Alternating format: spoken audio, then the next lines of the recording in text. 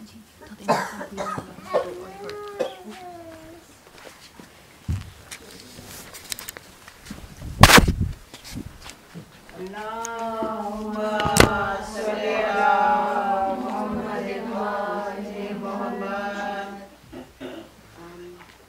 سے پہلے کچھ ضروری اعلان سماعت فرما لیں. کل جو ہے وہ میرے گھر پر مجلس ہے. مولا علی اکبر کا تابوت برآمد ہوگا. 4 بجے کا ٹائم ہے اور وقت کی پابندی کر لیجیے گا تاکہ یہ ہے کہ وہاں پہ مجلس صحیح وقت سے شروع ہو, صحیح وقت سے ختم ہو, تاکہ پھر یہاں پر جو ہے وہ پہنچا جا سکے. تو یہ ہے کہ 4 بجے کا ٹائم ہے, تابوت برآمد ہوگا. اور سنڈے کو بھی میرے گھر پر ہی ہے مجلس خواتین کی, اس کا بھی ٹائم 4 ہی بجے رکھا ہے, کیونکہ سیٹرڈے اور سنڈے کا جو ہے ویکینڈ ہے. بہتر ہے کہ ذرا سا جلدی کوشش کی جائے وہاں مجلس شروع کرنے کی, کہ تاکہ یہاں پر پہنچنے میں پھر کوئی کسی قسم کا کسی کو مسئلہ نہ ہو. تو سیٹرڈے اور سنڈے کو عورتوں کی مجلس میرے گھر پر ہے. 4 بجے کا ٹائم ہے. سیٹرڈے کو مولا علی اکبر کا تابوت برآمد ہوگا. اور یہ ہے کہ آپ سب سے درخواست ہے کہ ٹائم پر آئیں اور مجلس میں شرکت کریں. جس کو میرا ایڈریس نہیں پتہ ہے وہ کومل سے لے سکتا ہے ایڈریس. ویسے تو میں نے جو ہے ای میل جو بھجوائی گئی تھی اس میں اپنا ایڈریس بھی لکھوا دیا تھا, مگر پھر بھی کوئی کسی کو ایڈریس کا مسئلہ ہو اور کوئی بھی آنا چاہتا ہو, جو بھی آئے گا, جتنے لوگ بھی آئیں گے, مولا کا تابوت برآمد ہونا ہے. آپ لوگوں سب سے درخواست ہے جو اور بھی آنا چاہتے ہیں آپ لوگ خود ان تک یہ پیغام پہنچائیں, سب لوگ وہاں پر آئیں اور آ کر مجلس میں شرکت کریں. صلوات پڑھیں.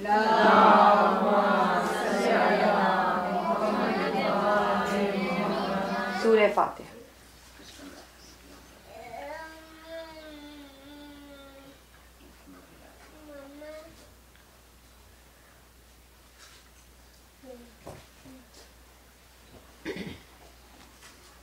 اعوذ باللہ من الشیطان الرجیم. بسم اللہ الرحمن الرحیم. والصلاة والسلام علی سیدنا و نبینا و اشرف الانبیاء والمرسلین و ابو القاسم محمد و علیہ الطیبین الطاہرین. وبعد السلام علی ولیہ و وزیرہ و امینہ و ذریتہ و عزتہ و نصرتہ و اطرتہ و قرآن ناطقہ علی ابن ابی طالب غالباً علی کل غالب مطلوب کل طالب قاتل مرحب انتر والد شبیر و شبر کالا فی شانہ ضربت علی یوم الخندق افضل من عبادت الثقلین. صلوات.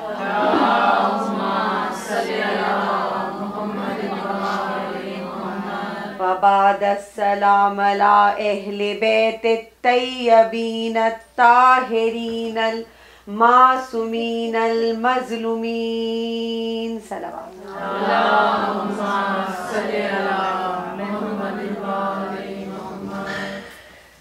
آج کی مجلس جو شروع میں کروں گی وہ سورہ الحمد کے بعد کی 2 آیات ہم سب پڑھتے ہیں. بسم اللہ الرحمن الرحیم. الف لام میم. ذالک الکتاب لا ریب فیہ ھدی للمتقین الا الذین یؤمنون بالغیب ویقیمون الصلاۃ ومما رزقناہم ینفقون. یہ قرآن جو ہے کتاب ہے کس کے لیے؟ ہدایت ہے. کس کے لیے؟ متقین کے لیے, وہ جو متقی ہیں. اور متقین ہونے میں سب سے پہلی شرط کیا ہے؟ الا الذین یؤمنون بالغیب, وہ لوگ کہ جو غیبت کے اوپر ایمان لے کر آتے ہیں. اور اس کے بعد کیا کہا پروردگار نے؟ وہ لوگ کہ جو نماز کو قائم کرتے ہیں, وَيُقِيمُونَ الصَّلَاةَ, اور جو عطا کرتے ہیں. انفاق, ینفقون کا لفظ جو ہے وہ انفاق سے نکلا ہے. انفاق کرنا, دینا, دیتے ہیں ان کو اس میں سے جو ان کے پاس بہترین ہو. تو اب یہ جو پہلی 2 آیات ہیں، ٹاپک کل میں سب کے سامنے بتا چکی ہوں کہ اس سال کا جو ٹاپک ہے وہ ہے کیا فرق ہے قید میں.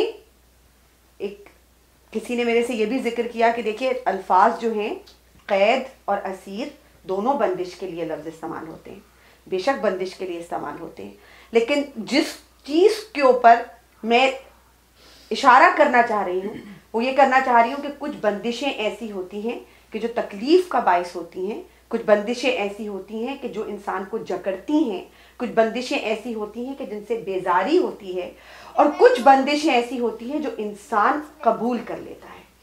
اور اگر تکلیف کی بات کی جائے، پین کی بات کی جائے، ہم کہتے ہیں کہ ہم بہت تکلیف میں ہیں. تکلیف کب تک زیادہ تکلیف لگتی ہے، زیادہ محسوس ہوتی ہے؟ دیکھیے کہا جاتا ہے کہ جب انسان کا آخری وقت ہوتا ہے تو اس کے ساتھ سورہ یاسین پڑھنی چاہیے. کیوں؟ اس لیے کہ سورہ یاسین کی آواز کے بعد اس کے اندر کی جو ایک روح ہوتی ہے، وہ ریزسٹنس جو ہوتی ہے ایک روح کے جسم سے نکلنے کی، جب وہ ریزسٹنس ختم ہو جائے تو بہت آسانی کے ساتھ روح جو ہے وہ جسم کے ساتھ پرواز کر جاتی ہے. اور سورہ یاسین کے الفاظ کے اندر یہ اثر ہے کہ اس کی وجہ سے وہ جو ایک ریزسٹنس ہے وہ ختم ہو جاتی ہے. تو اللہ کیا کہتا ہے کہ تکلیف اس وقت زیادہ ہوتی ہے کہ جب ریزسٹ کیا جائے کسی چیز کو، جب کسی چیز کو، اگر آپ دیکھیے اولاد بھی جب پیدا ہوتی ہے، آپ اس تمام خواتین بیٹھی ہیں جو اولاد پیدا ہونے کے اس سے گزرے، ہم یہ کہتے ہیں کہ ایپیڈورل اگر لگا لیا جائے تو اس سے بہت آسانی کے ساتھ بڑے آرام سے جو ہے وہ بچہ پیدا ہو جاتا ہے. کیوں؟ کیونکہ وہ جو تکلیف ہے اس کی وجہ سے جو عورت کے جسم کی ریزسٹنس ہے وہ ختم ہوتی ہے. جب ختم ہوتی ہے تو ایک بچہ بھی جو ہے وہ دنیا میں آسانی کے ساتھ آ جاتا ہے. تو ہر چیز اگر ریزسٹنس کے ساتھ ہو تو اس سے انسان جکڑا جاتا ہے، اور کسی بھی چیز میں اگر سبمٹ کر دیا جائے تکلیف کے ساتھ ایک ہونا پڑتا ہے تکلیف کو برداشت کرنے کے لیے. یہ بہت ہی مشکل سا لفظ بھی ہے لیکن بہت ہی آسان بھی ہے.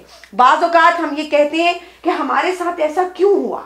کبھی بھی کسی کے اوپر کوئی بھی تکلیف دہ وقت آئے، جب تک انسان سوال کرتا رہے ہمارے ساتھ ایسا کیوں ہوا، ہمارے ساتھ ایسا نہیں ہونا چاہیے تھا، تو انسان کے اندر کی بے چینی بھی بڑھتی ہے، انسان کے اندر کی تکلیف بھی بڑھتی ہے، اور وہ بہت ایسے راستوں کے اوپر بھی نکل سکتا ہے کہ جو راستے بہت غلط طرف جاتے ہیں. لیکن اگر انسان خدا کی رضا کو سمجھ لے اور یہ سمجھے کہ جو بھی کچھ آتا ہے انسان کے اوپر وہ اللہ کے نظام کے تحت آتا ہے اور ہم وہ نہیں ہیں جو اللہ کے نظام کے اوپر انگلی اٹھا سکیں، تو انسان اس مقام پر پہنچ جاتا ہے جہاں پہ وہ بہت صبر کے ساتھ اس تکلیف پہ سے گزر جاتا ہے. تکلیف اس کو بھی ہوتی ہے.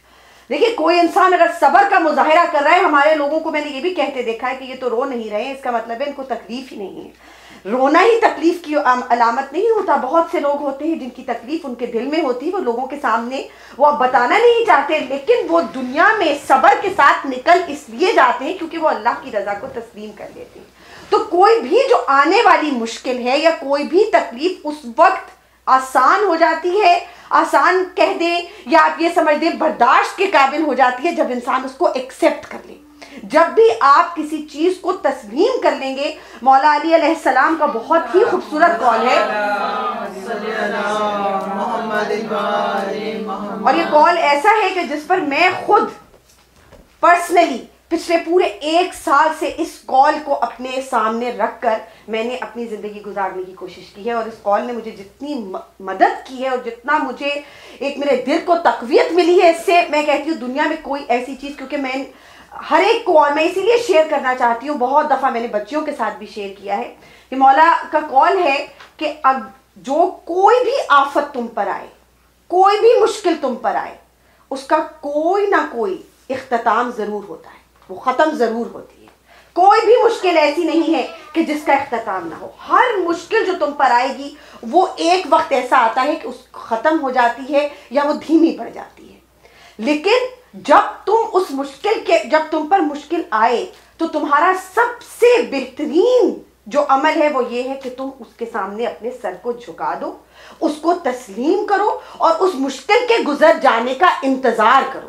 اگر تم ہاتھ پاؤں مارو گے اس مشکل کو ختم کرنے کے لیے تو وہ تمہارے لیے مزید مشکلیں بنانی شروع کر دے گی. تو کیا کہا ہے مولا نے کہ اگر کوئی مشکل میں پڑتا ہے، کوئک فکس تلاش کرنے کی کوشش کرتا ہے، جلد اس چیز کو ختم کرنے کی کوشش کرتا ہے، تو جیسے بھنور ہوتا ہے نا، اس میں پھنستا چلا جاتا ہے. ایک انسان اسی وقت مشکل سے ثابت قدمی کے ساتھ نکل سکتا ہے جب یہ تسلیم کرے کہ مشکل جیسے نعمتیں اللہ کی جانب سے آتی ہیں، ایسے مشکلات اور امتحان بھی اللہ کی جانب سے آتے ہیں، اور جب انسان ان امتحانوں کو خدا کی رضا سمجھ کر تسلیم کرتا ہے، ان کے گزر جانے کا انتظار کرتا ہے، تو وقت کے ساتھ ساتھ انسان کو پتہ چلنا شروع ہو جاتا ہے کہ اللہ کس طرح آسانیاں پیدا کرتا ہے، کس طرح صبر دیتا ہے، کس طرح دروازے کھولتا ہے کہ انسان کو یقین بھی نہیں آتا کہ واقعی اتنے دروازے کھل گئے، اتنی آسانیاں پیدا ہو گئی۔ لیکن یہ صرف اس وقت ہے کہ جب مکمل طور کے اوپر اللہ کے اوپر توکل کیا جا سکے۔ تو اب یہ جو میں نے پہلی 2 آیات پڑھی ہیں وہ اسی لیے پڑھی ہیں کہ اللہ نے کیا کہا ہے کہ ہدایت اسی کے لیے ہوتی ہے جو تقوی رکھنے والا ہوتا ہے، اور تقوی وہ رکھنے والا ہوتا ہے جو غیب کے علم کو برداشت کرنے والا ہوتا ہے۔ دیکھیے غیب کو تسلیم کرنا، اللہ نے اپنا نام نہیں دیا کہ خدا کو تسلیم کرو، اللہ نے کہا ہے غیب کو تسلیم کرو۔ آج غیب کے لفظ کے اوپر میں تھوڑی سی گفتگو کروں گی کیونکہ بہت زیادہ گہرا تعلق ہے اس کا اس موضوع کے ساتھ۔ انسان اگر کسی چیز کو ریزسٹ کرتا ہے تو اس چیز کو ریزسٹ کرتا ہے کہ جو اس کے سامنے موجود نہ ہو۔ کوئی بھی چیز اگر آپ کے سامنے ہو جائے گی تو آپ کو اس کو تسلیم کرنا بہت آسان ہے، لیکن اگر کوئی بھی چیز آپ کی آنکھوں کے سامنے نہیں ہو رہی ہے تو اس کو تسلیم کرنا بہت مشکل ہے۔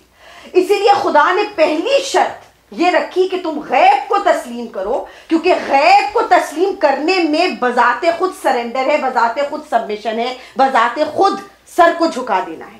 کیونکہ جہاں انسان کی عقل کا کام نہ ہو اور جہاں اللہ کہے کہ عقل کو چھوڑ کر اس چیز کو تسلیم کرو جو تمہاری آنکھوں کے سامنے نہیں ہوئی، تو وہاں پر ایک طریقے سے انسان نے گیو اپ کر دیا، یا انسان نے چھوڑ دیا، یا خدا کے الفاظوں کے سامنے اپنے سر کو جھکا دیا۔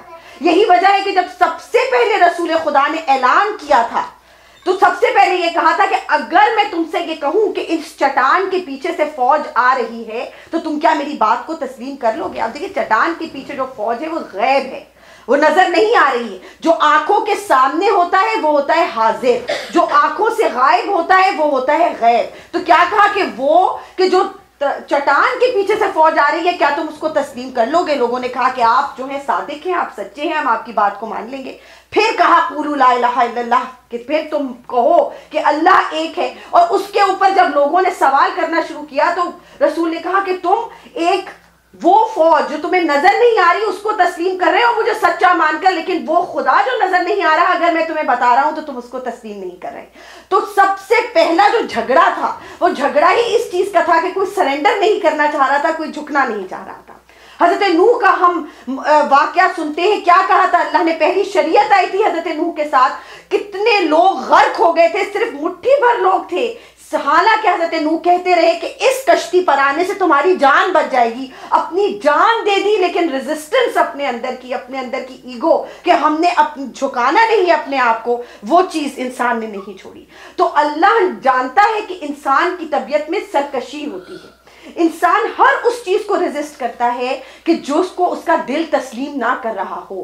اچھی چیزیں انسان بڑے محبت کے ساتھ تسلیم کر لیتا ہے، لیکن مشکل چیزوں کو تسلیم کرنا بہت مشکل ہے۔ یہی وجہ ہے کہ جب مشکلات آتی ہیں، جب امتحان آتے ہیں تو دل نہیں مانتا کہ ہم اس کو کیسے تسلیم کریں، لیکن اللہ یہ کہتا ہے کہ دیکھو جب مشکلوں کو بھیجنے والا میں ہوں تو پھر مشکلوں سے نکالنے والا بھی میں ہوں۔ اگر تم مجھ پر توکل رکھو گے تو بڑی سے بڑی مشکل سے میں تمہیں نکال کے دکھاؤں گا۔ تو غیب کو تسلیم کرنا در حقیقت مطلب یہ نہیں ہے ہم اس غیب سے بہت ہم کہتے ہیں اللہ نے کہا غیب پر ایمان لاؤ یعنی کہ اللہ پر ایمان لاؤ، نہیں، اللہ نے تو کہا ہے غیب کا مطلب یہ ہے کہ اس چیز کو مان لو کہ کہیں آ کر تمہاری عقل کو جواب دینا ہے، اس چیز کو مان لو کہ کہیں آ کے تمہیں سر کو جھکانا ہے، اس چیز کو مان لو کہ کہیں آ کر اپنی میں کو اپنے اندر کو ختم کرنا ہے۔ جب فنا کرو گے اپنے آپ کو تو بقا کی منزل تک پہنچو گے۔ اگر تم نے اپنے آپ کو فنا کرنا نہیں سیکھا تو بقا کا مطلب تم نہیں سمجھ سکتے، کیونکہ ضد جو ہے جب تمہیں معلوم ہوگا کہ فنا اور بقا ایک دوسرے کے ساتھ اس طرح جڑے ہوئے ہیں کہ جہاں انسان فنا کی منزل پر پہنچتا ہے وہی بقا پا جاتا ہے، اور یہ وہ راستہ ہے کہ جس راستے پر چل کر ہی انسان در حقیقت تمام امتحانوں سے، تمام مشکلوں سے، تمام چیزوں سے بڑی آسانی کے ساتھ نکل جاتا ہے، کیونکہ اس کا دل اس بات کو تسلیم کر لیتا ہے کہ جو اللہ آپ کی طرف مشکل کو بھیجنے والا ہے وہی اللہ آپ کو اس مشکل سے نکالنے والا ہے۔ تو اب کل دیکھیے میں نے آپ کو یہ کہا تھا، اور یہ آج دوسری جو ہے مجلس ہے، اور اس دوسری مجلس کے اندر میں نے آج میری دوبارہ کسی سے بات ہو رہی تھی اور میں یہ کہہ رہی تھی کہ کبھی کبھی میں اپنے الفاظ کو بیان کروں تو ہو سکتا ہے کہ میرے الفاظ اور میری سوچ لوگوں تک اگر پہنچے بھی تو لوگوں کے دماغ میں یہ ہو کہ پتہ نہیں کس حد تک یہ سمجھ رہی ہیں، کس حد تک نہیں سمجھ رہی ہیں، اور کس حد تک سمجھا سکتی ہیں، کس حد تک نہیں سمجھا سکتی. تو آج کی مجلس میں چاہتی ہوں کہ میں آپ تک مولا کے الفاظ میں پہنچاؤں. میری بہت خوش قسمتی ہے کہ یہ ممبر مجھے ملا کہ تاکہ میں مولا کے الفاظ آپ کے سامنے بیان کر سکوں. کل میں نے آپ کو کہا تھا کتاب التوحید میں ہمارا جو ایک سب سے بڑا جھگڑا ہے وہابیت سے، وہ یہی جھگڑا ہے کہ بھائی وہ یہ کہتے ہیں کہ انسانوں کا احترام نہ کرو، صرف اللہ کا احترام کرو. اور پوری کی پوری کتاب توحید اسی سے بھری ہوئی ہے کہ کسی کو اپنا آقا نہ مانو، کسی کو اپنا قائد نہ مانو، صرف اللہ کو مانو، اللہ کا نام لو، اللہ سے مانگو. خدا ہی ہے جو دینے والا ہے، خدا ہی ہے جو سننے والا ہے، خدا ہی ہے جو سمجھنے والا ہے، اور کوئی اس قابل نہیں جو تمہیں دے سکے. لہٰذا تم ڈائریکٹ اللہ تک پہنچو، ڈائریکٹ اللہ کو سمجھو، ڈائریکٹ اللہ سے مانو. پوری کتاب جو ہے اگر آپ چاہیں تو اس کو خرید سکتے. پوری کتاب میں بس یہی فلسفہ سمجھانے کی کوشش کی ہے. کل میں نے یہ کہا تھا کہ میں اب مجلس میں جو اگلی مجلس ہوگی اس میں اسی تصور کو، توحید کے تصور کو مولا علی کے الفاظ کے اندر بیان کرنے کی کوشش کروں گی. اور میں یہ سمجھتی ہوں کہ جیسی توحید کی ڈیفینیشن میرے مولا نے کی ہے، یہ میں کوئی اپنی بہت بڑائی کی بات نہیں ہے، مگر توحید کے اوپر ظاہر ہے ہم سبھی نے بہت صورتوں کو پڑھا ہے، بہت توحید کے اوپر بہت ایسے الفاظ کو سمجھا ہے، بہت ہم نے قرآن کی تفاسیر کو سمجھا ہے، لیکن جس خوبصورتی کے ساتھ انہوں نے ان الفاظ کو بیان کیا ہے، بس آج صلوات پڑھے. میں یہی چاہ رہی ہوں کہ توحید کی ڈیفینیشن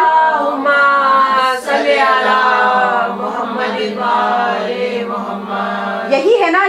شیعوں کے اوپر الزام کہ وہ علی علی کرتے ہیں اور کسی کا نام نہیں لیتے، تو پھر میرے مولا کا نام ہم کیوں لیتے ہیں، اور انہوں نے اللہ کو کس طرح ہم تک پہنچایا، اور ہم کیوں کہتے ہیں کہ وہ ید اللہ ہیں اور لسان اللہ ہیں اور عین اللہ ہیں اور نفس اللہ ہیں. وہ کس مقام پر پہنچ کر وہاں پہنچ گئے کہ جہاں پر ان کے ہاتھ اللہ کے ہاتھ ہیں، ان کی آنکھیں اللہ کی آنکھیں ہیں، ان کی زبان اللہ کی زبان ہے، اس لیے کہ جس طریقے سے انہوں نے خدا کو ہم تک پہنچایا اور کوئی اس توحید کو اس طریقے سے بیان ہی نہیں کر سکتا.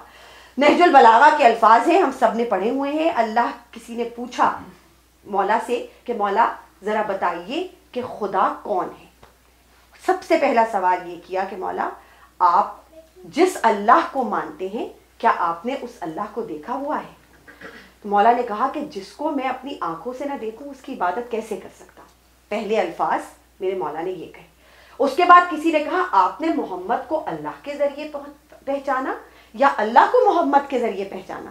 تو مولا نے مسکرا کے کہا کہ میں نے محمد کے ذریعے اللہ کو نہیں پہچانا بلکہ اللہ کے ذریعے محمد کو پہچانا. اب کسی نے پوچھا اچھا مولا تو آپ بتائیے کہ اگر آپ نے اللہ کے ذریعے محمد کو پہچانا تو کس طرح پہچانا، اور اللہ آپ کی نظر میں ہے کون؟ دیکھیے اگر ہم اس طرح کے الفاظ استعمال کریں تو لوگ فوراً سے پہلے یہ اتر جاتے ہیں کہ اوہ آپ نے تو یہ کہا کہ کسی نے اللہ کو دیکھ لیا، اللہ کے ذریعے محمد کو پہچان لیا، آپ نے تو علی کو کس مقام پہ پہنچا دیا. لیکن یہ میرے مولا کے اپنے الفاظ کیا کہہ رہے مولا کہ میں نے اللہ کے رسول کے ذریعے خدا کو نہیں پہچانا بلکہ خدا کے ذریعے اللہ کے رسول کو پہچانا ہے. کیونکہ کچھ عقلیں ایسی ہوتی ہیں جو تخلیق سے خالق کو سمجھتی ہیں اور کچھ عقلیں ایسی ہوتی ہیں جو خالق سے تخلیق کو سمجھتی ہیں.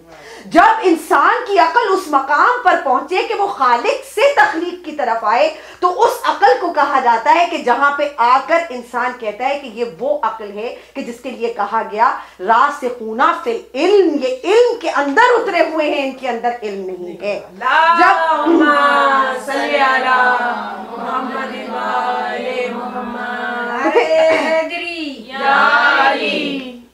پھر صحابی نے پوچھا اچھا بتائیے، حضرت ابو ذر غفاری اچھا بتائیے کہ کیا ہے اللہ آپ کی نظر میں کیا ہے؟ تو میرے مولا نے کہا کہ جس نے خدا کو موصوف مان لیا اس نے خدا میں دوئی پیدا کی، یعنی کہ دو، اس کا کسی نہ کسی کو اللہ کا ساتھی مان لیا. جس نے اللہ کو موصوف مان لیا اس نے اللہ میں دوئی پیدا کی.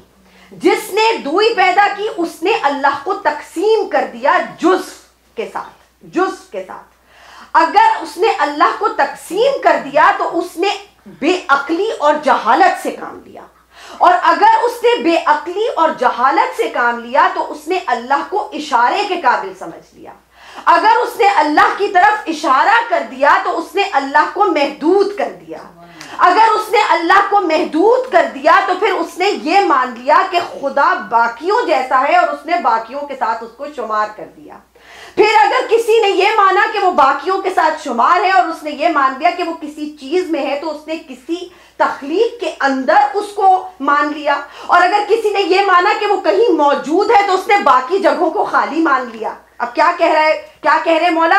اپنے الفاظ کو دیکھیے، یہ مولا کے الفاظ ہیں، میرے ساتھ ساتھ چلیں. سب سے پہلے کیا کہا؟ جس نے اللہ کو موصوف مانا، یعنی کہ جس نے یہ مانا کہ کوئی بھی اللہ کی صفت کو بیان کر سکتا ہے، تو وہ کون ہوگا؟ وہ ہوگا کہ جو خدا کے اندر تقسیم کر دے گا. اگر وہ اللہ کے اندر تقسیم کر دے گا تو یقیناً تقسیم کرنے کے بعد وہ اس مقام کے اوپر پہنچ جائے گا کہ جہاں پر وہ بے عقلی اور جہالت سے کام لے رہا ہے، کیونکہ ہم اللہ کو تقسیم نہیں کر سکتے. اور اس کے بعد کیا کہا کہ اگر ہم اللہ کو تقسیم نہیں، اگر ہم اپنی عقل اور جہالت سے کام نہیں لیا تو ہم نے اشارہ کر دیا. اگر ہم نے کسی کی طرف اشارہ کیا، میں آپ کی طرف اشارہ کر رہی ہوں تو میں نے محدود کر دیا آپ کو کہ آپ یہاں پہ موجود ہیں.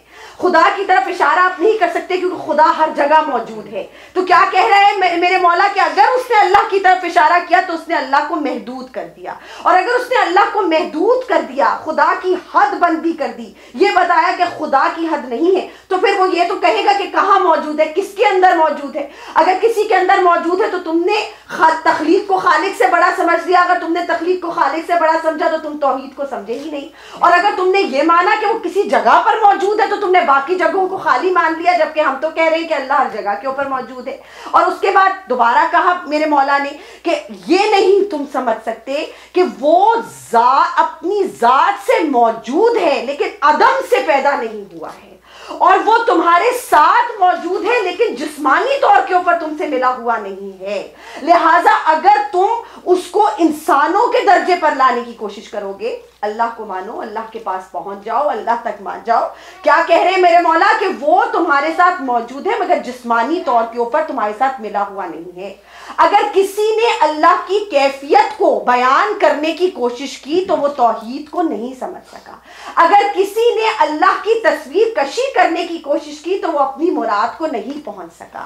اگر کسی نے اللہ کی پہچان تم کو کرانے کی کوشش کی، اللہ کی پہچان تم کو بتانے کی کوشش کی، تو وہ اللہ کے بے نیاز ہونے کو نہیں سمجھ سکا. کیونکہ خدا وہ ہے کہ جو موجود ہمیشہ سے تھا، جب ہم نہیں تھے تب بھی وہ موجود تھا، جب ہم سن نہیں سکتے تھے اور سماعت موجود ہی نہیں تھی تب بھی وہ سن رہا تھا، جب ہم نہیں دیکھ سکتے تھے، بصیرت تھی ہی نہیں تب بھی وہ دیکھ رہا تھا. لہٰذا وہ موجود ہے لیکن عدم سے پیدا نہیں ہوا ہے. اب یہ میرے مولا کے الفاظ ہیں، اور کس طریقے کے الفاظ ہیں. دیکھیے مولا کے الفاظ کو سمجھنے کے لیے ہم ہمیشہ کہتے ہیں علی علی کرو، علی علی کرو، لیکن اگر انسان اپنے سوچ کو نہ لڑائے تو باب العلم کو سمجھ نہیں سکتا کہ کس طریقے سے توحید کی ایکسپلینیشن میرے مولا نے کرنے کی کوشش کی ہے. اور اس کے بعد آگے کہا کہ یہ وہ ہے کہ جو خالق ہے، وہ خالق ہے کہ جس نے انسان اور پوری کی پوری کائنات کو ایک لفظ کن کے ذریعے بنایا. کن کا لفظ، کن سے نکلا تکوین. تکوین کا یہ بھی آگے اسی میں ہوگا، ولایت تکوین یا تکوینیہ ہے کیا. جب ہم ولایت کی بات کرتے ہیں تو کس طرح ولایت تکوینیہ کو باقی ولایتوں کے ساتھ علیحدہ کیا جاتا ہے. ایک لفظ کن سے اس نے پوری کائنات کو بنا دیا. جب کائنات کو بنایا تو تمام کائنات کے اندر وسعت عطا کی. جب تمام کائنات نے وسعت عطا کی تو ہر طرف ایک سیال مادے کو پھیلا دیا. اس سیال مادے سے آسمانوں کی بلندیوں کو تخلیق کیا. اور یہ وہی اللہ ہے جو ایک دن اس کائنات کو فنا کر دے گا. لہٰذا اگر تم فنا کرنے والے میں حیران ہو تو فنا ہونا تعجب نہیں ہے، کائنات کس طریقے سے اس کی ابتدا ہوئی ہے وہ تعجب خیز کی بات ہے، کیونکہ جو ابتدا کرتا ہے وہی انتہا کرتا ہے. اور پھر مولا نے کہا کہ جتنے موجود ہیں، چاہے چرند ہو، چاہے پرند ہو، چاہے عقل والے ہوں، چاہے کوئی بھی موجود ہو، سب کے سب مل کر ایک مچھر نہیں بنا سکتے. بنانا تو دور کی بات ہے، مچھر کو ختم بھی نہیں کر سکتے، اس لیے کہ جو اللہ نے بنا دیا ہے اس کو فنا کرنے والا اللہ ہی ہے. انسان کوئی بھی ایسی چیز فنا نہیں کر سکتا کہ جو خدا کی تخلیق کی ہوئی ہو. تو تو اگر ابتدا کو سمجھو گے تو انتہا سمجھ میں آئے گی، ورنہ انتہا ہمیشہ ایسی ہی لگے گی کہ کیسے ہو سکتا ہے کہ کائنات فنا ہو جائے، کیسے ہو سکتا ہے کہ سب کچھ ختم ہو جائے۔ تو جو بھی فنا کے اوپر انگلی اٹھاتا ہے وہ ابتدا کو ہی سمجھ نہیں پاتا۔ اگر آپ اپنی تخلیق کو سمجھ لیں گے تو آپ فنا ہونے کے تصور کو سمجھ جائیں گے، پھر آپ یہ نہیں کہیں گے جب انسان کو پتا ہے کہ ہم زندہ ہیں تو ہمیں مرنا تو ہے۔ کیوں انسان یہ بھول جاتا ہے کہ کوئی بھی انسان جو اس دنیا میں موجود ہے وہ کبھی بھی ایسا وقت نہیں ہے کہ وہ ہمیشہ کے لیے اس دنیا میں زندہ رہ جائے؟ اس کا مطلب ہے کہ آپ نے نہ ابتدا کو سمجھا نہ انتہا کو سمجھا۔ وہ اللہ جس نے کائنات کو تخلیق کیا ہے وہی کائنات کو فنا کرے گا، جس اللہ نے کائنات کو بنایا ہے وہی کائنات کا اختتام بھی کرے گا۔ اور اس کے بعد کیا کہا مولا نے کہ وہ کائنات کو پلٹانے والا ہے، لیکن اس لیے نہیں پلٹانے والا کہ اس کو حاجت ہے، اور اس لیے بھی پلٹانے والا نہیں ہے کیونکہ وہ اکیلا محسوس کر رہا ہے یا یہ چاہتا ہے کہ مخلوق اس کے پاس آ جائے، اس لیے مٹانا چاہتا ہے کیونکہ یہ عدل کا تقاضا ہے، جہاں آغاز ہوگا وہاں انجام ہوگا۔ اللہم صلی علی محمد و آل محمد۔ تھوڑا سا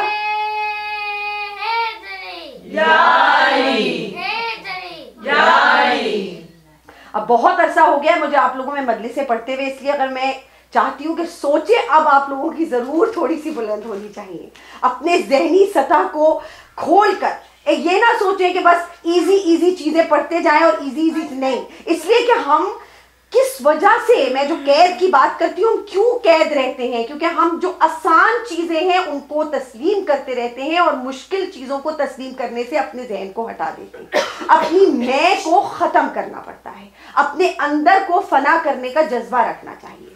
یہاں پر بغیر کوئی بات کیے ہوئے ایک لفظ میں ضرور کہوں گی کہ دیکھیے، کوئی نہ کسی کو بے عزت کر سکتا ہے نہ کسی کی ذلت کر سکتا ہے۔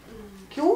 کیونکہ اللہ نے کہا ہے وَعِزُّ مَن تَشَاءُ وَذِلُّ مَن تَشَاءُ، عزت اور ذلت دینے والا اللہ ہے۔ جو کسی کو ذلیل کرنے کی کوشش کرے یا کسی کو بے عزت کرنے کی کوشش کرے وہ محض اپنے اوپر مشکل کا وقت لے کر آتا ہے، کیونکہ اللہ یہ سمجھ لیتا ہے کہ اگر تم نے کسی کو ذلیل کرنے کی کوشش کی تو پھر خدا بھی تمہارے پر سے اپنا ہاتھ ہٹا دے گا۔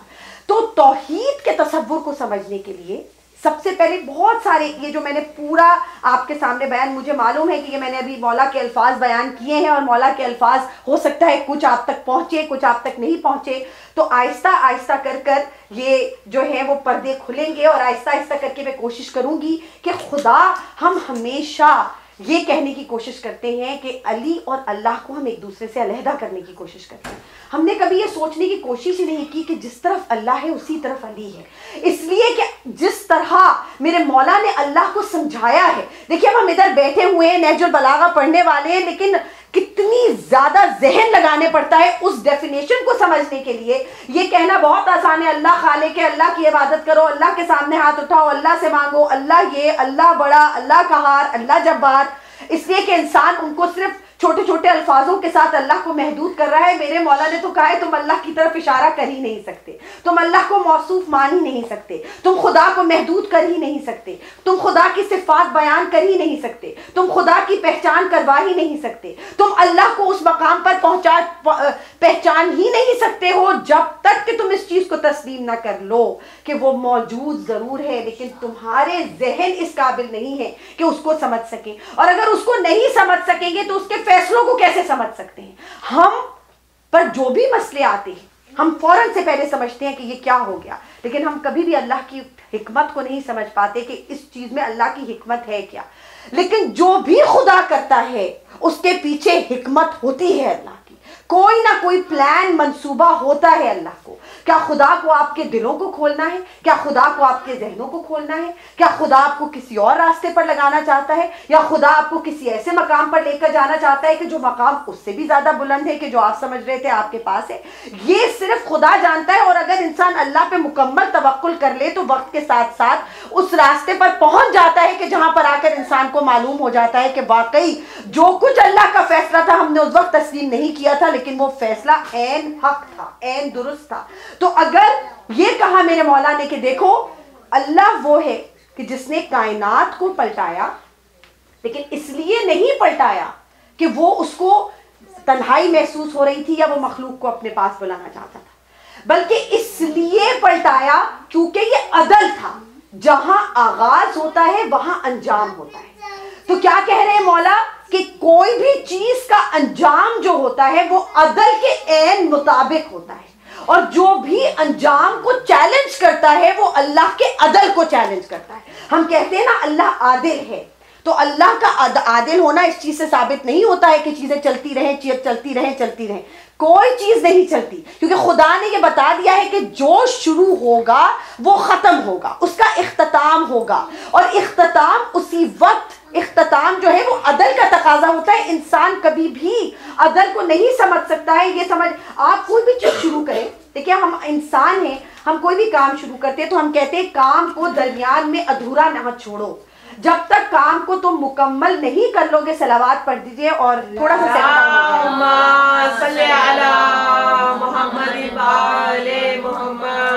مجھے معلوم ہے اور میں اس بات کو سمجھتی ہوں کہ ٹاپک تھوڑا سا ڈیپ ہے، مگر کنسنٹریشن جتنے بھی لوگ بیٹھے ہیں میری طرف رکھیں، سمجھنے کی کوشش کریں، اور یہ ہے کہ تھوڑا سا سیٹل ڈاؤن ہو کر تھوڑا شارٹ ٹاپک میں رکھوں گی، زیادہ لمبی مجلس نہیں پڑھوں گی، لیکن جتنی میں پڑھ رہی ہوں اس کو، اور بچیوں سے خاص طور پہ میری جو ہے وہ گزارش ہے، کیونکہ دیکھیں یہ بچیاں ابھی اپنی زندگیوں کو شروع کر رہی ہیں، اگر ابھی سے سوچیں اپنی محدود کر لیں گی تو آگے جا کر مشکلیں ہوں گی، ٹھیک ہے؟ تو یہ جو ہماری عزاداری جو ہے یہ ہماری درسگاہ کی طرح ہے، ہمیں اپنے دماغوں کو، ذہنوں کو کھولنا پڑتا ہے، کشادہ کرنا پڑتا ہے، کیونکہ آگے بہت سے مقام ایسے آتے ہیں جہاں پہ انسان اپنے آپ کو جکڑا ہوا فیل کرتا ہے، ٹریپ فیل کرتا ہے۔ ابھی بھی بچیاں یہ سوچتی ہیں ارے بھائی ہمیں باہر نہیں جانے دے رہے، ہم پر پابندی لگائی جا رہی ہے، ہم یہاں یہ کرنا چاہتے ہیں ہم یہ نہیں کر سکتے، ہم وہ کرنا چاہتے ہیں ہم وہ نہیں کر سکتے۔ ابھی ان کو پتہ ہی نہیں ہے کہ پابندی کہتے کسے ہیں۔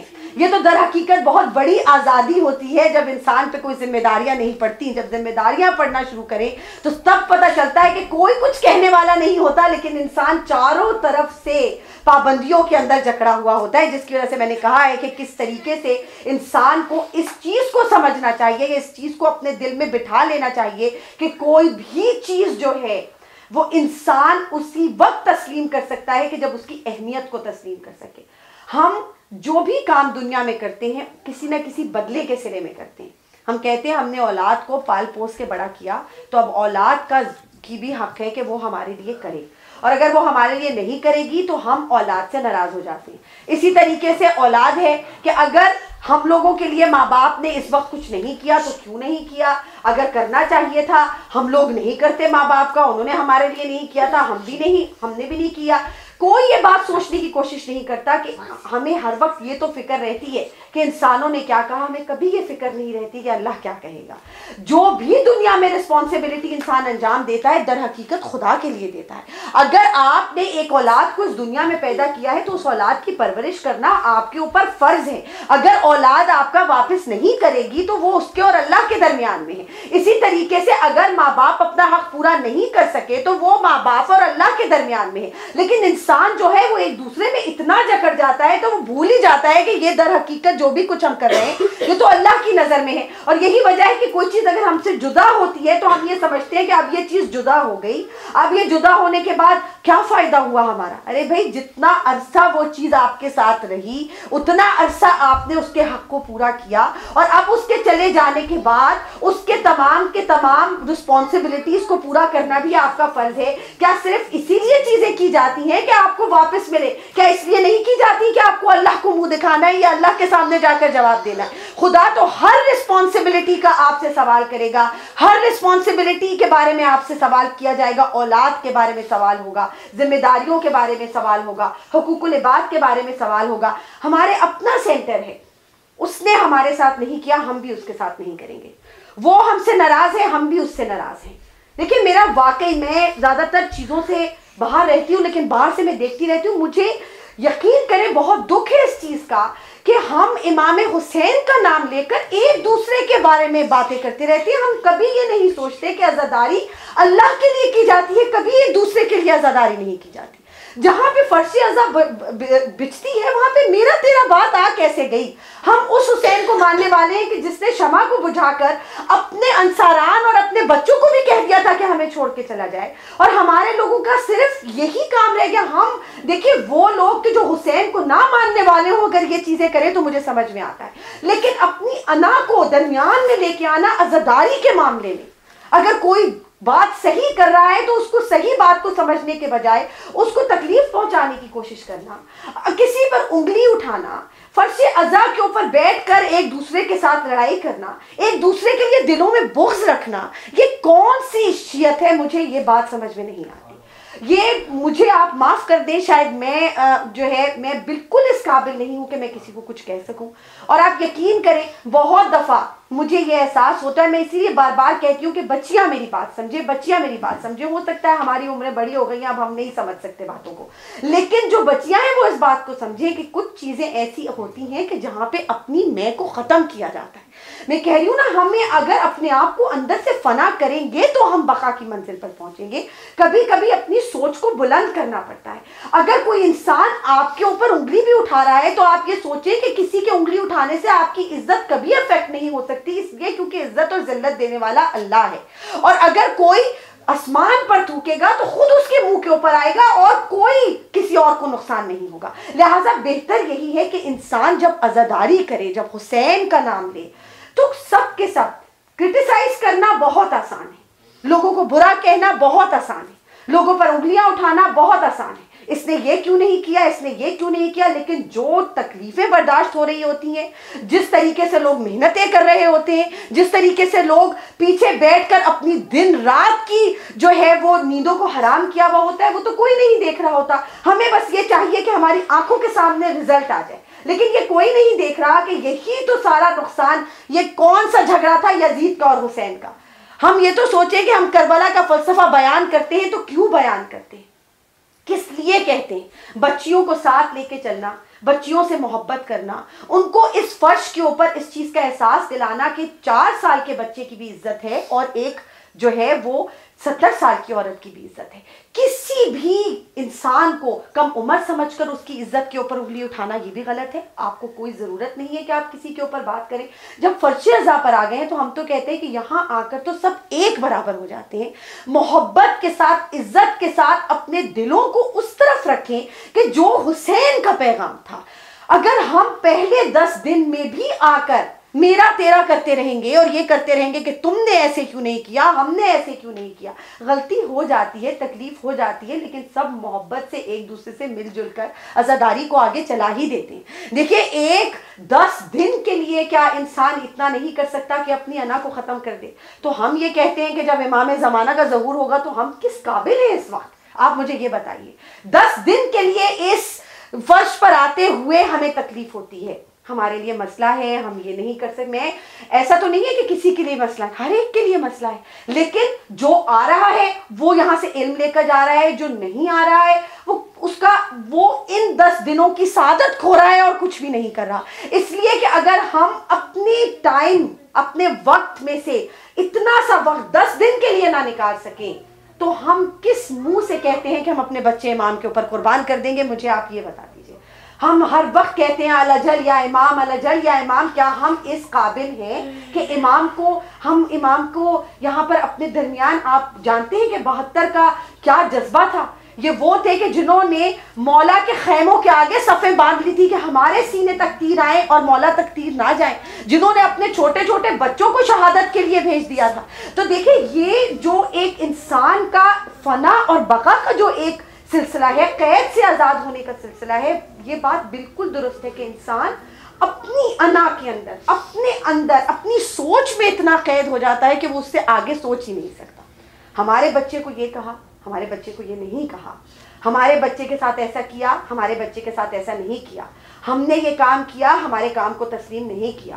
ہم نے کیوں کریں؟ اگر ہمارے لیے نہیں کر رہے تو ہم بھی نہیں کر رہے.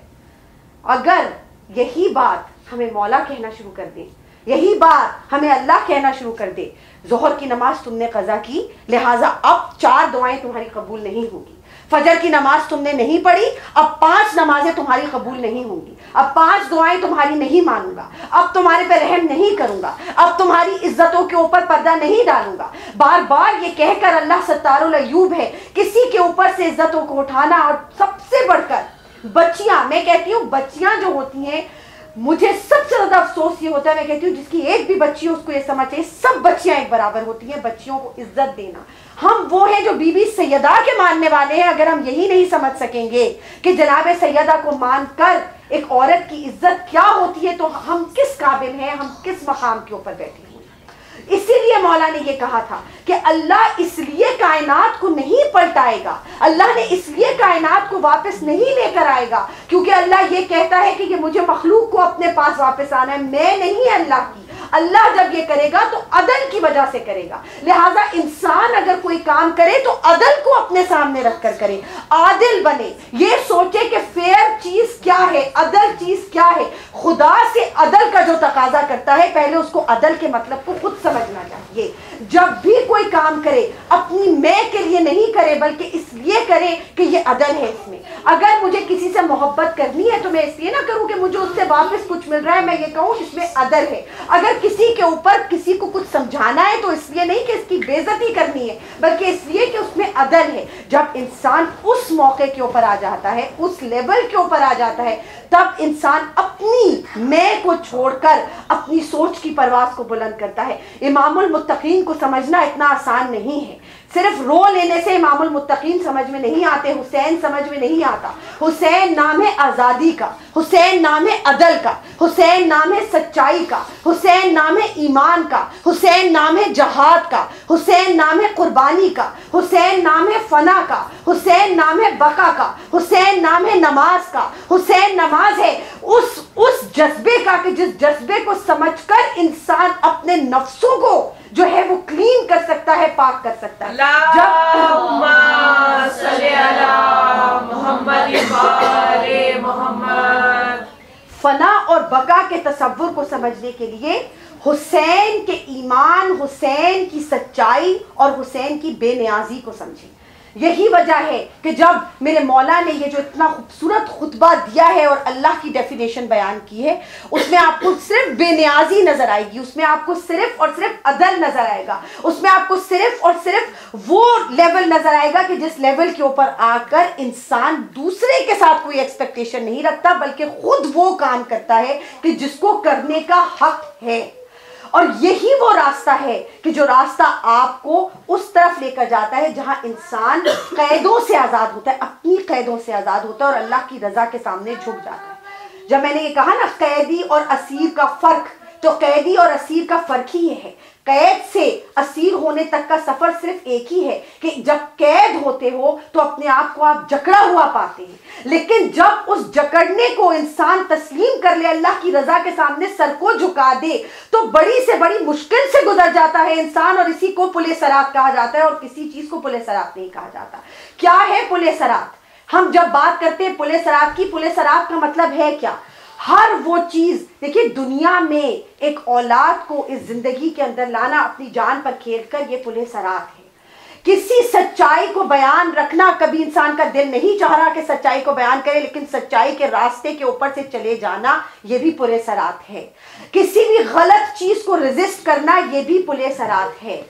ہر وقت حق کے اوپر قائم رہنا، یہ بھی پل صراط ہے. میری بیوی سے کسی نے پوچھا تھا پل صراط کیا ہے، تو میری بیوی نے یہ کہا تھا کہ ہر عورت کے لیے عصمت ایک شہد کے پیالے کی طرح ہوتی ہے، لیکن اس عصمت پر آخری دم تک قائم رہنا پل صراط کے اوپر سے گزرنے کے برابر ہے. امام حسین سے کسی نے پوچھا تھا پل صراط کیا ہے، تو امام حسین نے بھی یہی کہا تھا کہ شہادت ایک انسان کے لیے ایک شہد کے پیالے کی طرح ہوتی ہے ایک مرد کے لیے، لیکن اس شہادت کے مطلب کو سمجھ جانا پل صراط کے اوپر سے گزرنے کے برابر ہے.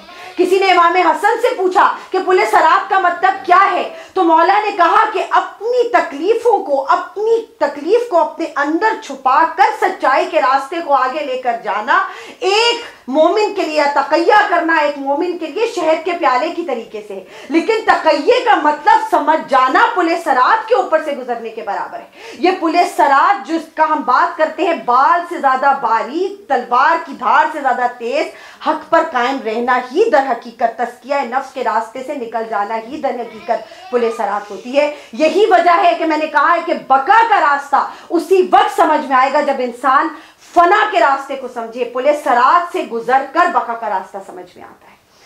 یہ وہ راستہ کہ جس راستے کے اوپر مولا چلے ہیں اور اس طریقے سے چلے ہیں کہ صبح سے لے کر عصر تک انہوں نے جنازے اٹھائے اور ہر جنازہ اٹھانے کے بعد سجدہ شکر بجا لائے۔ ہماری طرح نہیں کہ ایک تکلیف آتی ہے اور ہم اپنے ہاتھ پاؤں چھوڑ دیتے ہیں کہ یہ ہمارے ساتھ کیا ہو گیا۔ ہر وہ راستہ کہ جو میرے مولا نے صبح فجر سے لے کر عصر تک کاٹا ہے، اس سے بڑی پل صراط اور کیا ہوگی۔ اور اس راستے کی شروعات کہاں سے ہوئی ہے؟ اس راستے کی شروعات ہوئی ہے 27 رجب سے، کہ جب قافلہ چلا ہے۔ یہ فرش ازا ہے، یہ ایام کے دن ہیں، یہ سوگ کے دن ہیں۔ میرا مقصد، اگر میرے سے کبھی بھی کوئی ایسی بات ہو کہ جو بات میرے سے غلط ہو گئی ہو تو میں بہت بالکل معافی مانگنے کے لیے تیار ہوں، لیکن میں یہ سمجھتی ہوں کہ ہم مولا کی قربانی کو سمجھ نہیں سکتے کہ جب تک ہم اپنے اندر اپنی میں کو قربان نہ کرتے۔ اور مجھے یہاں پہ نہیں نظر آتا ہے، کہیں پہ بھی نظر نہیں آتا کہ کسی نے بھی اپنی میں کو قربان کرنے کی کوشش کی۔ ایک انسان مولا کی قربانی سوچے تو صحیح کہ کس محبت کرنے والی اولاد کو مولا نے کتنی آرام کے ساتھ جانے دیا تھا، اور کس طرح جانے دیا تھا اس مقام کے اوپر پہنچ کے کہ جس مقام کے اوپر ایک اولاد کے بعد بھائی کے بچے، بھائی ایک ایک کر کے چلا جانا ہے۔ اب آگے شہادتیں شروع ہو رہی ہیں، لیکن میرے مولا سجدہ شکر بجا لا رہے ہیں، سجدہ شکر بجا لا رہے ہیں، سجدہ شکر بجا لا رہے ہیں۔ یہ ہے حسین، اور یہ ہے حسین کا فنا ہونے کا فلسفہ، یہ ہے بے نیازی حسین، یہ ہے سچائی حسین کی، یہ ہے ایمان حسین کا۔ جب یہ قافلہ چلا ہے تو بڑی شان سے چلا ہے۔ کیا شان تھی؟ ایک طرف عباس تھے، ایک طرف قاسم تھے، ایک طرف علی اکبر تھے، کڑیل جوان تھے۔ میری بیوی زینب جب باہر نکل کر آئی تھی تو 18 بھائی جو تھے وہ آ کر انہوں نے چاروں طرف سے بیوی کے گرد جو ہے وہ ڈالے اور سب کو کہا تھا اپنی نظروں کو نیچے کرو، اس لیے کہ زینب آ رہی ہے، زینب بنت علی، وہ کہ جس کا سایہ کسی نے نہیں دیکھا۔ میں کہتی ہوں بی آج تو بڑی شان کے ساتھ چل رہی ہے، ایک طرف عباس ہے، ایک طرف علی اکبر ہے، ایک طرف قاسم ہے، کبھی کوئی ہاتھ کو پکڑ کر سواری کے اوپر ڈال رہا ہے، کبھی کوئی۔ ایک وہ وقت آئے گا میری بیوی کہ جب نہ اونو محمد ہوں گے، نہ علی اکبر ہوں گے، نہ قاسم ہوگا، کوئی بھی موجود نہیں ہوگا۔ میری بیوی ہوں گی، اپنے چہرے کو بالوں کے ساتھ ڈھکا ہوا ہوگا اور اس راستے کی طرف چلے گی۔ میں کہتی ہوں بیوی وہ راستہ کہ جو شام غریبہ کو آپ نے اپنے خیمے سے حسین کے لاشے تک کاٹا، اس راستے سے بڑی پل صراط کیا تھی کہ جس راستے میں اتنا اندھیرا تھا، اتنا اندھیرا تھا، کبھی ایک طرف ٹھوکر لگتی تھی، کبھی ایک طرف ٹھوکر لگتی تھی، اور تمام ٹھوکروں کے ساتھ میری بیوی کہتی تھی ارے کون سا شہید ہے کہ جس کے اوپر ٹھوکر لگی۔ میں کہتی ہوں میری بیوی زینب، آپ کا وہ مقام، وہ پل صراط ہم میں سے کوئی بھول سکتا ہے؟ ہم کس پل صراط کی بات کرتے ہیں؟ ہم کس ایمان کی بات کرتے ہیں؟ جس وقت یہ قافلہ نکلا ہے، آج صرف چھوٹا سا بس مصائب ہے، وقت کی قلت ہے، لیکن میں صرف یہ بات ضرور کروں گی کہ اس بیوی کا ذکر مت بھولیے گا۔ دیکھیے ایک ہوتا ہے تکلیفوں کو اپنے سامنے دیکھنا۔ جب میرے مولا گئے تھے نا شہادت کے لیے اور جناب زین العابدین کے سر کے اوپر جا کر پیار کیا تھا تو کہا تھا بیٹا میری شہادت جو ہے وہ شہادت صغیرہ ہے، لیکن تمہاری شہادت تمہاری جو قربانی ہے وہ اکبر قربانی ہے، افضل قربانی ہے، کیونکہ میں تو چلا جاؤں گا لیکن بہنوں کے سروں کو بے ندا ہوتے ہوئے تم دیکھو گے، سکینہ کو تماچے لگتے ہوئے تم دیکھو گے۔ ارے تکلیف بہت بری چیز ہوتی ہے۔ اگر تکلیف کو سمجھنا ہے تو جناب صغرا کی تکلیف کو سمجھے کہ جس وقت قافلہ چلا ہے تو میری بیوی ایک مرتبہ پہنچی تھی، تمام کے تمام بھائی بڑے غیور بھائی کھڑے ہو گئے تھے کہ صغرا تم کہاں جا رہی؟ کہا کہ میں ایک مرتبہ اپنے بابا کو دیکھنا چاہتی ہوں، ارے ایک مرتبہ علی اکبر کو دیکھنا چاہتی ہوں، میرا بہت محبت والا بھائی ہے، میرے پاس کوئی ایسا موجود نہیں ہے، مجھے علی اکبر کا چہرہ دیکھنے دو۔ ایک مرتبہ امام حسین نے بڑے پیار سے اپنے پاس بلایا، کہا بابا میں آپ کے ساتھ کیوں نہیں جا سکتی؟ کہا صغرا تیرا چہرہ فاطمہ سے ملتا ہے، ارے اگر تیری رضا چھنی تو تیرا بابا برداشت نہیں کر سکے گا۔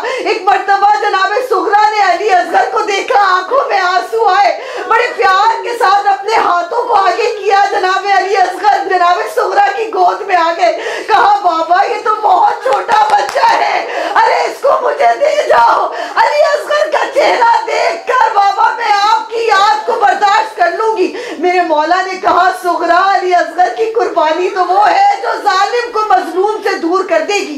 बस एक मर्तबा मौला ने अली असगर के कानों में क्या कहा कि बच्चा वापस अपने बाप की गोद में आ गया। एक मर्तबा मेरी बीवी जनाब सुगरा ने कहा, अली अकबर एक मर्तबा मुझे अपने चेहरे को प्यार करने दो, अली अकबर वापस जरूर आना, अली अकबर सुगरा इंतजार करेगी, अली अकबर मुझे अपने चेहरे की ज़ियारत जरूर कराना। बस 2 अल्फाज में पढ़ूंगी। जब आखिरी वक्त था मेरे मौला अली अकबर का लाशा लेकर खैमे में आए तो अली अकबर का लाशा रखने के बाद जनाब ज़ैनब के पास आकर बैठे। कहा ज़ैनब आज हुसैन बहुत बड़े इम्तिहान से गुजरा है। कहा अली अकबर का लाशा उठाना इम्तिहान था? कहा नहीं। जब अली अकबर का आखिरी वक्त था तो एक मर्तबा मेरा हाथ उस सिना के ऊपर था जो अली अकबर के सीने में थी और मैं उस सिना को निकालना चाहता था। अली अकबर की आंखों में तकलीफ थी। मैंने कहा अली अकबर अगर तेरी कोई आखिरी ख्वाहिश है तो बता दे। कहा बाबा अगर आखिरी ख्वाहिश है तो सुगरा से वादा किया था, अरे क्या आखिरी वक्त पे अपना चेहरा दिखाऊंगा, बस एक मर्तबा मुझे अपनी बहन का चेहरा दिखा दे। मेरे मौला ने कहा अली अकबर तुम सुगरा को देख सकते हो? कहा हाँ बस आखिरी दफा दिखा दे बाबा। कहा अली अकबर की आंखों में प्यास, अरे चेहरे के ऊपर प्यास, अरे जवान सीने से खून बह रहा था। मैंने अपनी दोनों उंगलियों को ऊपर किया। कहा अली अकबर देख। एक मर्तबा अली अकबर ने देखा सुगरा दरवाजे पर बैठी है, अरे बाल खुले हुए हैं। हाय अली अकबर, अरे मेरा सेहरे वाला अली अकबर, अरे मेरा भाई अली अकबर, अरे मेरे मौला बड़ी तकलीफ काटी है। अरे अली अकबर की तकलीफ, अरे कासिम के टुकड़े समेटने की तकलीफ, अरे ज़ैनब की चादर की तकलीफ, अरे सकीना को छोड़ने की तकलीफ। अरे मौला हम आप पे से कुर्बान हो जाए, अरे मौला हमारे लिए आपके अलावा कोई नहीं है। ऐ परवरदिगार हमें इस चीज की तौफीक दे कि हम उस रास्ते पर चले जो रास्ता हुसैन का रास्ता, अरे जो रास्ता ईमान का रास्ता, जो रास्ता सच्चाई का रास्ता, जो रास्ता अपने आप को फना कर देने का रास्ता, जो रास्ता हुसैन की शहादत को समझने का रास्ता, शहादत का रास्ता। जितनी बीबियां यहाँ बैठी हैं परवरदिगार सबकी दिली ख्वाहिशों को पूरा कर। बहुत से लोग ऐसे हैं जिनके दिलों में तकलीफ है मौला, अपनी तकलीफ किसी के सामने बर्दाश्त नहीं होती, ना ही किसी के सामने कह सकते हैं, लेकिन आप जानते हैं, आप दिलों के हाल जानते हैं। हमारे दिलों को सुकून अता करें ऐ परवरदिगार। जितनी बीबियां बैठी हैं उनके घरों में बरकत हो, अपने घरों में सुकून से रहे। अरे जिनके चले गए हैं उनको सबर दे दे मौला, और जिनके महफूज हैं अरे उनको अपने घरों में चैनो सुकून के साथ रख। जिस घर में ये मजलिस हो रही है ऐ परवरदिगार मैं कहती हूँ उनके लिए इतना रिस्क हो, इतना रिस्क हो, क्योंकि जो दुखे हुए दिलों के वालों के सरों पे हाथ रखने वाले होते हैं, अरे मौला का हाथ उनके सर पर होता है। ऐ परवरदिगार इनको वो रास्ता दे, वो मकाम दे कि जिस मकाम के ऊपर ईमान हो। समीना बाजी को परवरदिगार सेहत दे, अपनी औलाद के सर के ऊपर उनको सलामत रख, उनके सुहाग को सलामत रख, इस पूरे घर के अंदर बरकत और चैन दे, उनको सेहत दे, इतनी सेहत दे और इतनी लंबी उम्र दे कि अपने बच्चों की खुशियाँ देखें, अपनी औलाद को हंसता खेलता देखें। मौला अपनी बीवी के सदके, अपनी तमाम कुर्बानियों के सदके जितने लोग हैं उनको अगर कोई गम दे तो हमें हुसैन और कोई गम ना दे, और उस रास्ते की तरफ लेकर जा कि जो रास्ता ईमान का रास्ता है और जो रास्ता कुर्बानी का रास्ता है। वाखिर दावाना अल्हम्दुलिल्लाह मातम Hussain.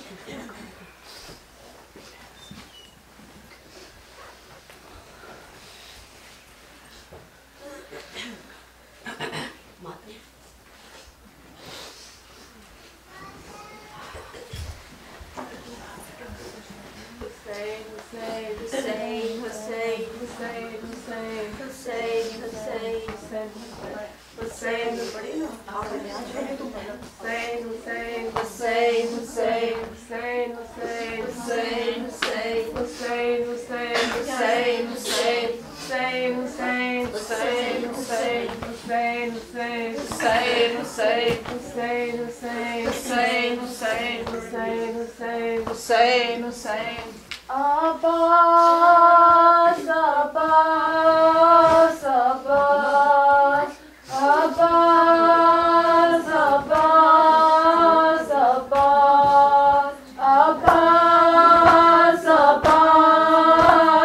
Abbas, Abbas, Abbas, Abbas, बेटा है तू अली का, ज़हरा की तू दुआ है, शबीर तेरा आका, उम्मुल बनीन माँ है। हर सूरत व चलन में हैदर से ना जुदा है, का हश्र तुझसे कायम, दुनिया में बस वफा है। अब्बास, अब्बास, अब्बास, अब्बास, अब्बास, अब्बास, तेरे अलम को थामे हर शख्स कह रहा है, मजलूम करबला का ज़ैनब का वास्ता है। परदेसी कोई ऐसा परदेस में न उजड़े, सदके में उसके दिल का घर बार लुट गया है। अब्बास, अब्बास, अब्बास, अब्बास, अब्बास, अब्बास, उस वक्त जब कि ज़ैनब दरबार में गई थी, कारी नमाजियों से महफिल सजी हुई थी। जालिम ये पूछता था, गाजी तेरा कहाँ है, बालों से मुंह छुपाए ज़ैनब ये कह रही थी।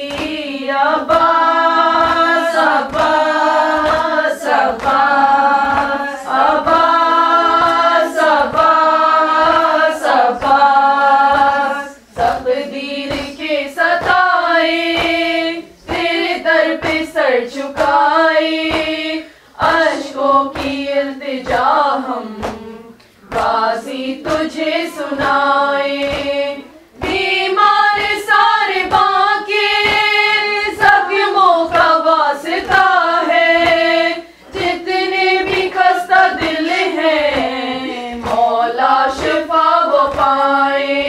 अब्बास, अब्बास, अब्बास, अब्बास, अब्बास, अब्बास, दिल की मुराद गाजी तेरे अलम से पाए, रोती हुई जो माएं तेरे अलम पे आए। ज़हरा के दर्द पहलू का देती है वास्ता, फिज़ा की कनीज़ी में मेरा भी नाम आए। अब्बास, अब्बास, अब्बास, अब्बास, अब्बास, अब्बास, शामे गरीबा में जिसका कुर्ता जल गया है, कानों से बालियां भी है शिमर